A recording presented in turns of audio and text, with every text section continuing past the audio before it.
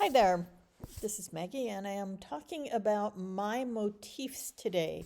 And this is part one of the video where I'm going to explain quite a few things about motifs before we create them. So going into it, you understand how to use them and what their limitations are and what they're really fun for. Now, this particular video, because we're outlining the basics of MyMotifs, it works for you whether or not you use mySewnet Mac or PC, or Premiere Plus 2 Mac or PC, or even the earlier versions of the program, because this is simply the concepts of making motifs. And we have a Facebook group. This is a little experiment for me in what is the best way to get the information across that's easy for you to follow. So please stop into the Facebook group and let me know if you like this kind of video. And with that, here we go. The first question is, why make motifs? I mean, you can make a design in digitizing or create and use Encore or repeat it and copy and paste. And why do you want to make it into a motif? Now, the first thing is, sometimes you're working and maybe you want a porcupine or a furry fill, and you don't want to make the same stitch over and over and over and over. So here I've made the motif. It's just a little jagged line, and you can see what it looks like in a straight line. And the neat thing about motifs is, say if I make a curved line, the motif will follow the curve. And also this line and this line and this oval, I can spread them further apart or put them closer together. So it gives me control, and it also gives me a wider range of things to work with, and it cuts back on, if you can imagine, placing back about all these individual stitches for fur. So if you have something you think that would help you out, you can play with it really fast. You just do it in the little side, click on my motif and play with it in your design and see if it works. So this is one of the major uses I see people using MyMotif for. Now, another major use, and don't go cross-eyed, this is not a good match, is people love to use the motifs for quilting. And part of that is when you make a motif, it will start on the left, it's all these stitches, it ends on the right. It's a continuous running line. And when you use it as a fill, your running line will automatically connect at the top and the bottom. Now, the problem is the motifs that come in the program are tiny. So what you can do is you can insert a motif, increase the size. This is the exact same motif, but I inserted the universal general category number 4 into the program. I made it much larger, and then I used it as a fill. So it gives you so many options of different designs to quilt with that using MyMotifs for quilting is just wonderful because they're already a running stitch. And when you make it, if you're thinking of quilting with it, say if I'm going to make it and use something on cardstock, I might set a stitch length of 1.8 millimeters.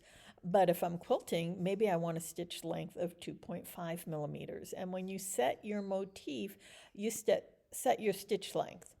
And that gives you a pretty good variety of things to be able to do with motifs. Now this is another example. This is a stitch and flip. So each one of these would be a different piece of fabric. Heart design for a little mug rug. And the motifs are actually sized pretty well. You see that same one, I tend to like it here that you just saw, for a mug rug. But if I was doing a pillow or a quilt block, I might want these much larger. And again, you can insert them and make them bigger, and it will look more, not necessarily hand done because the way the machine stitches perfectly every time, but if you use these tiny motifs on a very large 20-inch pillow, they might be lost and it just might look like tight little stitches. But if you took this same design and made each one of these larger, it would be more in proportion to your project. And that is something that you don't even have to be artistic. You can just play with the motifs in your program, changing the size, calling it a MyMotif, and playing with it. This is one of the FAF motifs that is actually quite lovely that comes with the program. And again, it's just expanded a little bit larger for quilting. You can offset them. I'll show you that later. This one, I kind of liked it just right there. Oop, I went too. This, again, motifs in the program, you can join motifs. So we have a needle with the thread, and we have the spool with some thread. And you can join them, and when I join them, I cut some out to make the needle a little bit closer together. And this, again, was for quilting with. And when I set the fill to use the motif fill, I set it with an offset so that they aren't all lined up the same. And then I took it into global morphing. You can tell because this bottom line isn't perfectly straight. And I just warped it a little bit to give it this little bit of curve with a little bit of movement. Now, another thing you can do with MyMotifs, I do like inserting individual motifs. So this is a tea cozy. This is a motif of a cat that comes in your program. I closed the bottom and added a fill. Whoops, that went too fast. This is a motif of a butterfly. I just inserted it as is. I think I made it a little bit bigger. And these are motif lines with the leaves that come in one of the motifs on the program. Now we can go, and this is a bunny that's also one of the motifs that's in the program that I closed the bottom and added a fill to, and this is the back of the tea cozy. And again, you'll see the motif lines here. So these are some different things that people might not think to do with motifs. Now, another thing that's really kind of fun is playing with text. And this is a little more convoluted, and it will be covered in part 2. We'll see if we need a part 3. I like to keep my videos a little bit shorter. I find when I'm watching something that's getting towards an hour, I'm starting to get bored no matter how good the video is. So what I prefer to do is keep mine shorter and give you a few. Now, we have somebody joining our family. We have somebody who got engaged, and her first initial starts with S, and her engagement announcement on Facebook, she put up, "I'm going to be a Smurfy," which is kind of fun. And I was thinking, oh, maybe I want to do something with Smurfy and Murphy for her and her hubby-to-be. And I would probably do a bigger design, but maybe quilt the background, even if it's just little mug rugs or something. And one would be Smurfy and one would be Murphy. So this is the Murphy one to play with. And I took the text, and I had to really redo it quite a bit because, unfortunately, this particular script font didn't always start on the lower right and end on the lower left. Oop, wrong way. Let me go back. It didn't always start on the lower left and end on the lower right. Some of the letters started in a different place. So it was a bit of tracing involved for this particular font. And again, we'll cover the details of how to do this in part 2, and I will cover some of the constraints as we move along in today's video. Now, when you have the program, if you were wanting to do a hexagon coaster or mug rug, you could just take any particular word you wanted, and you could just copy and paste it around a hexagon shape, or you could go into Encore and choose a shape, and same thing, you have your word and you could repeat it around. Now this is a MyMotif that I made of the word, so I could use it as a fill, I can use it as a line, and I sized it to be that this can go around the outside of a hexagon mug rug. Now the reason this, again, it can be done a bunch of different ways, but if you wanted to do not just a fill, but some odd design, this is Swirl 68, and I would actually take this into Modify, and in Modify you have little sliders at the bottom, and I could slide to basically be rid of these last two so they didn't overlap on each other, and then kind of bring that down to a point. But this is just something that you can do because you can make a line with your type. And that's the only reason why. Now this, the thing I wanted to show you about this particular one is it was set up to be a card. And motifs, because they are single running lines, are perfect for using if you're big on stitching on cards to make cards to mail to your friends or have or whatever. So when you're thinking about what kind of motifs you want and what you want to do with them, one of the things you can do is size them and stitch them for cards. And this particular one, in part 2, we'll be making this wine glass. So this is what we will do. A single wine glass and then the two together tilted will be part of the part 2 video. What I wanted to show you here is simply that when it's a motif, because you set it up to start, stitch all around an end and go, you have no trims. It doesn't stop. You have your whole line goes. This is a motif that I created, and it will go for a line. And then you can see I hadn't fixed the type on this yet, but just putting it in, you get a trim after every letter. And then I have this great solid set of wine glasses that go across. Again, no trims because it's all a line, because it's a motif line. Now here's another example that I showed you when we played with the other video on how to play with type and add fills to type. And here I took an individual tree, did an insert, closed the bottom, and I added multi-wave fill to the tree. Now when it has a fill, it cannot be a motif because motifs are running line only, but these are motifs. And I actually had set them up. It was first I did a tree and then a couple of trees and then a tree and a house. And I've set them up all as one motif that some people might think is silly because motifs are limited by size.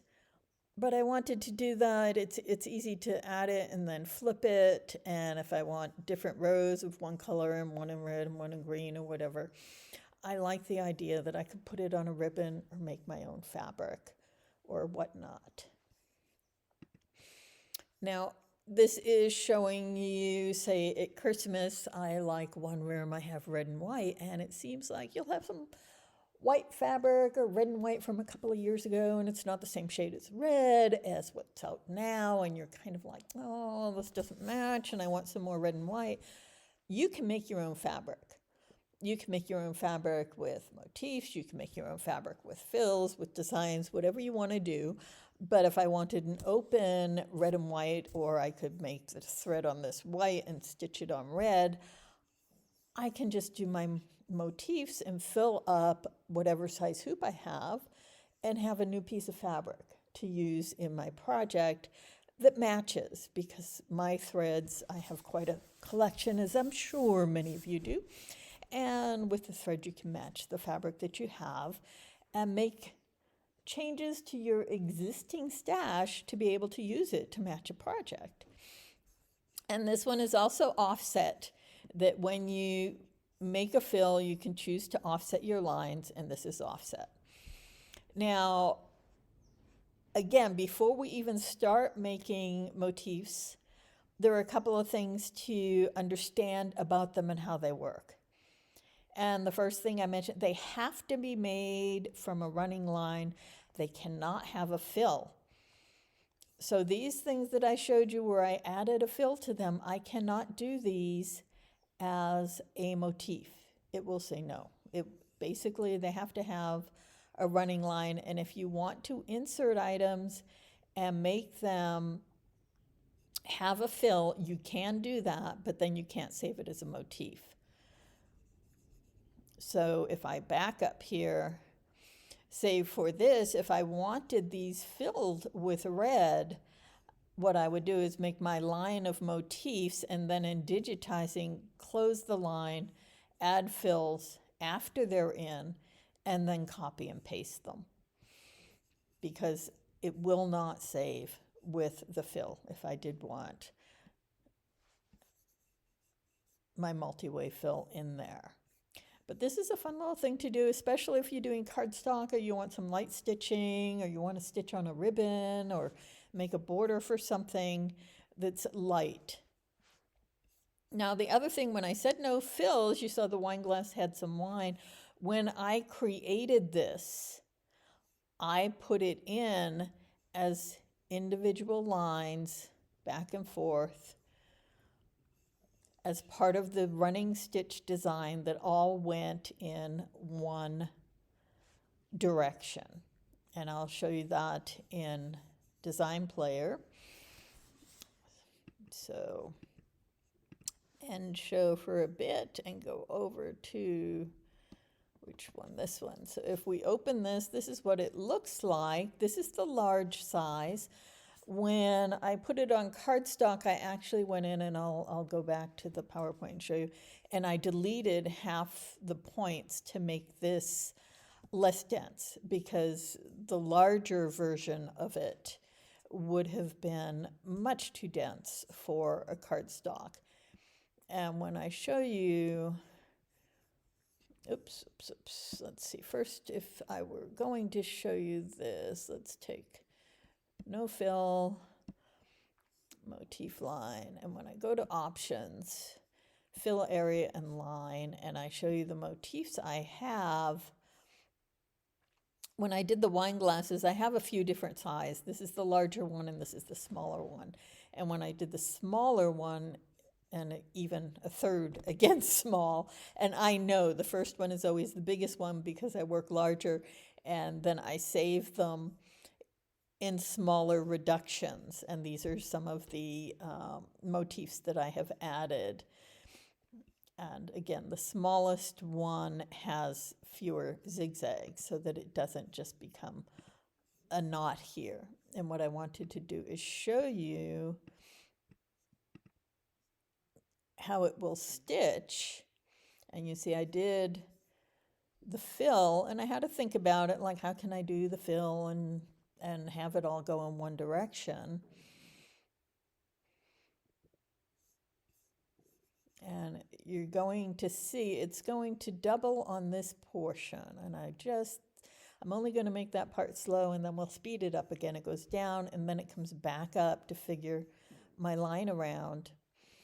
And I did this, and it also doubles over here, after watching some of the company provided motifs stitch out, and I did notice some of them for a portion will have the line over the line.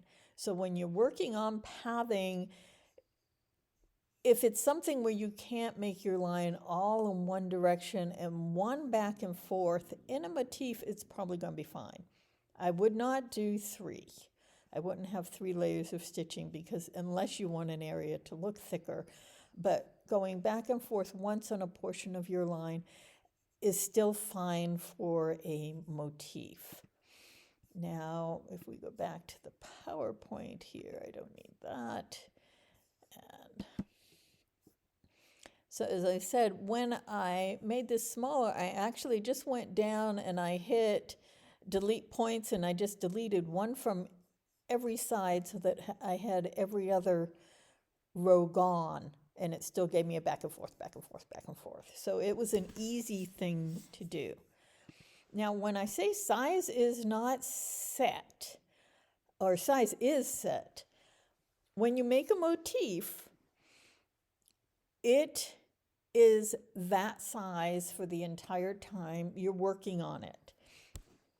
And what will happen, say in this one, oops, I should be in, there we go, so you can see this better.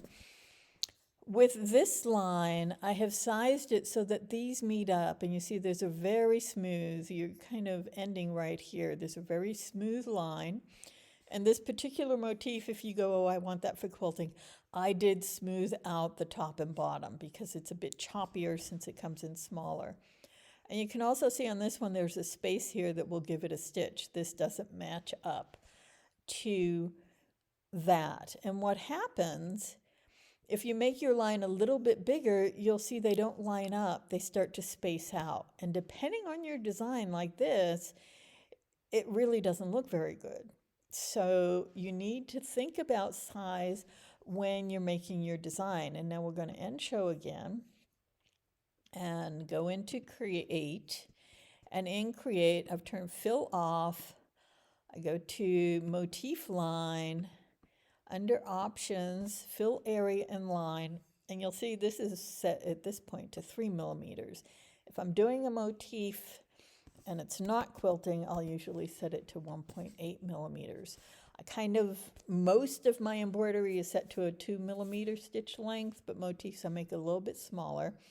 And now I have this cat head, which is the one I was going for. If I didn't know which one, I could click on it and click OK. I've got the stitch length, the running line, because that's going to work. And now if I am in precise create and I go to place my points and I just make a little line, right there, and say finish drawing, you'll see there's one cat. Now if I make my line that big, I have a line and there's no cats. If I make them that big, I have one cat. I still have one cat. Still have one cat. Two cats. Two cats spaced further apart. Three cats. Three cats spaced further apart.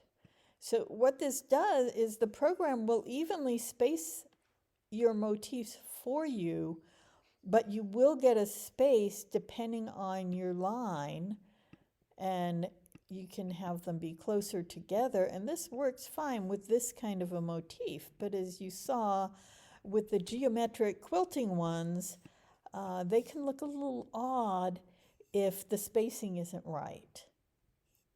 So what you do with those, basically,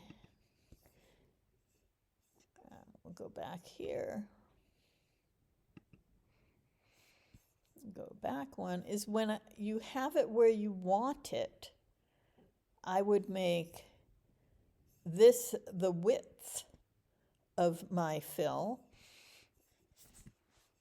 Then once I export it, I can use resize to make it a little bit bigger or smaller if I want to make these line up.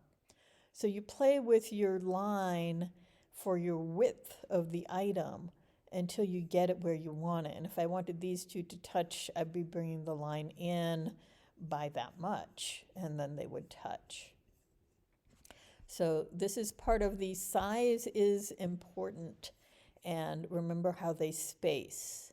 And you can play with it. Again, we'll show you a bit more, but this kind of jagged bit isn't going to look as good, and how you fix it is just make your line a little shorter or longer till you have the spacing you want. Or if you're in a fill, just take your fill and bring your corner in or out to make it just a little bit tighter or looser.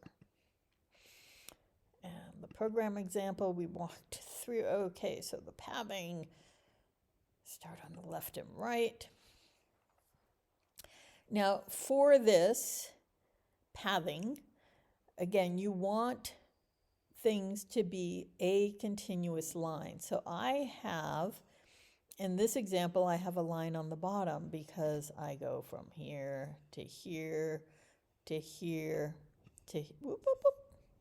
Have to be careful with this mode in my, but basically I'm going around and up and down and over, and then a little bit of a stitch and around and up and over. Now, if I did not want this round up down here, sorry about that. So let me do this again because it looks like I threw myself off with getting out of presentation mode there. You're going here, you're going there, you're going there. Now it ends here, so I have to bring the line over here because it must end on the right. Because for a motif, it starts on the left and it ends on the right. So I have a line. If I did not want a line underneath, I would go down, up, over, and then I would do this curve a second time. Again, as you've seen, the company provided motifs do sometimes go over a line a second time. And as long as you don't do 3 times, that's going to be all right, and it will visually look okay, depending on the size of your motif. If you're making something really small, it might show, but I'm not doing the tiny ones. So again, you have to think about pathing and the results. I can have some motif with a line underneath and some without. This one has the line to show you an example of how to do it with the triquetra. And the other thing is, the smaller you go, the choppier they are going to be. You can think of trying to write a word with toothpicks, and if each toothpick is your stitch length, like I said, I bring mine smaller to make them 1.8 millimeters, but the thing to remember is that when we make a knot to start and end your thread, it's a 1 millimeter up and down, and basically that's, whoops, sorry again, that's just how to make a knot. It's not a good looking stitch. You need a stitch that starts in one place and ends in another. That is all machine embroidery is. Your needle goes up and it goes down. It's just one stitch up, down, it makes a portion of a line, and your computer moves the hoop, so wherever the line is. But everything you're doing is made up of one stitch that is a straight line. And when you want to make curves, they get choppier the smaller you go. You can see this, the bottom of this Y has a little bit more curve, and then this one is a little boxier. And this still, for this Murphy, which is looking kind of choppy here, it's still almost 2 inches. It's still kind of big for some of the projects you might want to do. And the smaller you go, the more stilted it will look. Again, think of trying to write something with toothpicks, and the smaller you try to go, the more you're going to lose the curve and shape. And choppiness can be attractive with some things. There's sort of the whole primitive side where people like that design. This particular example, I don't care for this one. But I can find other scripts and other types and see what I can do. The main thing that I wanted you to remember is the smaller you go, the choppier it's going to look. And that is just a function of making things out of short pieces of straight lines.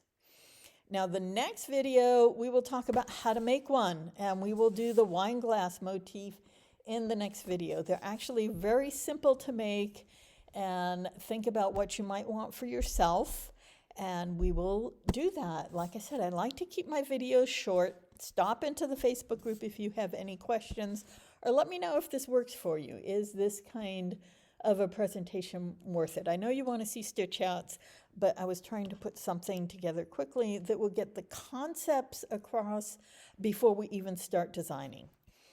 And with that, I'm going to say thanks for watching. And our Facebook group is Groups MySewnet on Facebook. And we have PC and Mac in the title. We cover both. We do have more PC users in the group than Mac users. I personally am a Mac user, and we're well represented. We can answer questions for both. So I hope to see you there. And we will end show and stop filming.